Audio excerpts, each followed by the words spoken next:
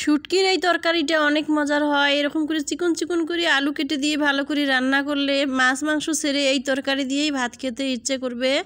Hello everyone, আসসালামু আলাইকুম। আশা করি আপনারা ভালো আছেন। আমিও আল্লাহর রহমতে ভালোই আছি।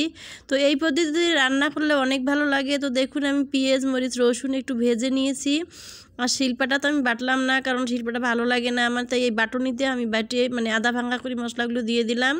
এখানে কোনো মশলা অ্যাড করে নেই, শুধু কাঁচামরিচ পেঁয়াজ আর রসুন একটু ভেজে নিয়েছি, নিয়ে বাটনির সাহায্যে একটু ডলে নিলাম। দেখেন, একটু খুব ভাঙা করি নাই, খুব বাটি নাই, একটু ভাঙা ভাঙা করে দিলাম, কারণ শুটকির তরকারিটা একটু ভাঙা ভাঙা করে দিলে যেহেতু আলু বেশি ঘন ঘন হয়ে যাবে, ভালো লাগবে না, তাই একটু ভাঙা ভাঙা করে দিলাম।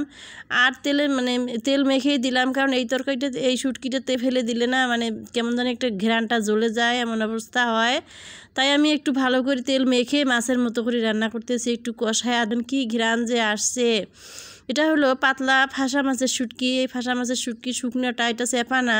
শুকনো শুটকিটা আমরা খাই, কারণ চেপাটা আমরা খাইতে পারি না, তাই শুকনো শুটকি নিয়ে চিকন আলু, দেশি আলু নিয়ে এসেছে।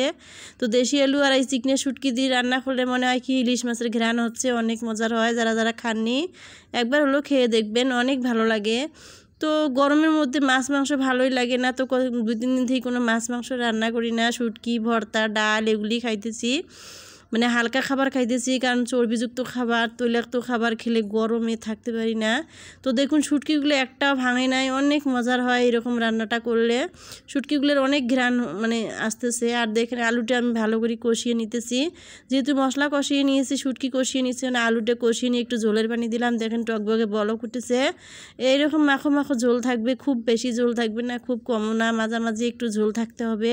কারণ শুটকির তরকারিটি একদম যেহেতু সবজি দিয়ে মাখামাখি মাখো তরকারি ভালো লাগে না, একটু পাতলা ঝোল থাকবে আর কাঁচামরিচের ঝাল থাকবে, অনেক মজার হয়। তো দেখুন, আমি ভাতটা বেড়ে নিলাম। এখন আমার হাজব্যান্ড খেতে বসবে, অফিসে যাবে, তো আমি ভাত রান্না করছি।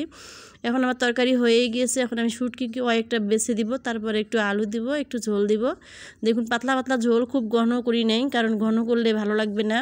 তো এখন দেখেন, ভাত ওনাকে বাড়ি দিলাম, এখন আমিও খাইতে বসবো। তো তরকারিটা একটু বেড়ে নেই, তরকারিটা নিলাম। এখন তরকারিটা কড়াই থেকে ঢেলে নিলাম বাড়ির মধ্যে। আর দেখুন কত সুন্দর কাটটা হয়েছে, আর খেতেও অনেক ভালো লাগবে ইনশাল্লাহ। তো এখন আমি তরকারিটা ঢেলে নিলাম, নেওয়ার পরে এখন টেবিলে যাবো, যে টেবিলে গিয়ে এখন ভাত নিয়ে খাবো। তো দেখেন, তরকারিটা দেখতে কত সুন্দর হয়েছে, খেতে তো অবশ্যই মজা হবে। তো যারা যারা মাছ মাংস প্রতিদিনে ভালো লাগে না, এরকম একটু শুটকির তরকারি রান্না করে খেয়ে দেখবেন, অনেক ভালো লাগে। আর আমার এই টিপসটা স্মরণ করে যদি রান্না করেন, তা আরও মজা লাগবে খেতে, প্রতিদিন খেতে ইচ্ছে করবে। তো দেখুন, আমি ভালো করি এখন রান্নাবান্না শেষ, এখন আমি টেবিলে গেলাম, আমি এখন নিজে খেতে বসবো। তার জন্য আমি ডাল নিয়েছি আর এই শুটকির তরকারি নিলাম। আর দেখুন, 2-1টা শুটকিও বেছে নিলাম, কারণ শুটকি না হলে আমার শুধু আলু দিয়ে খেতে ভালো লাগে না। তো একটু ঝোল নিলাম আর খেতে বসেছি। ভিডিওটা ভালো লাগলে একটা লাইক কমেন্ট শেয়ার করবেন। আল্লাহ হাফেজ।